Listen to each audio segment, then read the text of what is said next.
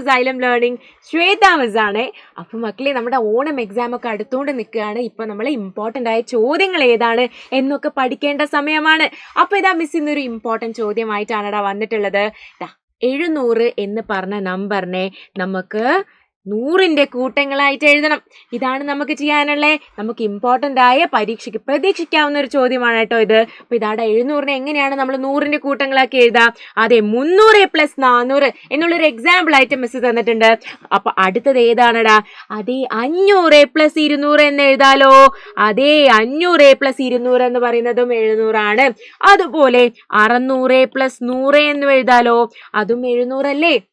Set അല്ലേ? അപ്പൊ അതുപോലെ ഇനി അടുത്തത് 600 തന്നിട്ടുണ്ട്.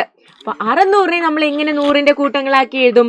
അതെ, ആദ്യം നമുക്ക് 100 + 500 600 ആണല്ലേ. അതുപോലെയോടാ 200 + 300 600 ആണ്.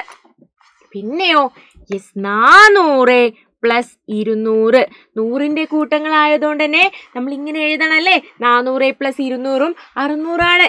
ഇനി 900 തന്നാൽ നമ്മൾ എങ്ങനെ എഴുതും? 900നെ 500 + 400 എന്ന് നമുക്ക് എഴുതാലോ. അതുപോലെ തന്നെയാടാ 600 + 300 എന്നും എഴുതാലോ. ഇനി ബാക്കി 2 രീതിയിൽ എങ്ങനെ എഴുതാമെന്നുള്ളത് എന്റെ മക്കളെ കണ്ടുപിടിക്കില്ലേ? ഓക്കേടാ. അപ്പൊ ഇത്രയേ ഉള്ളൂ നമ്മുടെ ഇന്നത്തെ വീഡിയോ. അടുത്തൊരു വീഡിയോയില് നമുക്ക് വീണ്ടും കാണാം. അതുവരേക്കും ബൈ ബൈ.